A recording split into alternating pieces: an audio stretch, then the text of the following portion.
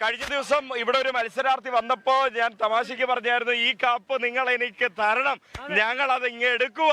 തൃശ്ശൂർ ഈ കപ്പ് അങ്ങ് എടുക്കുക. ആ കപ്പ് എടുത്തിരിക്കുന്നു, തൃശ്ശൂരിന് കപ്പ് കൊടുത്തിരിക്കുന്നു. 1008 പോയിന്റ് തൃശ്ശൂര്.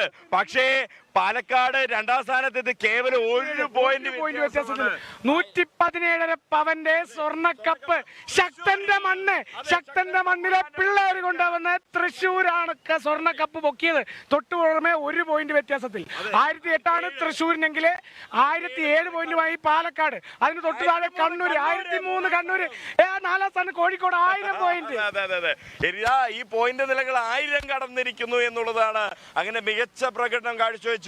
1008 പോയിന്റുമായി തൃശ്ശൂർ ജേതാക്കളായി.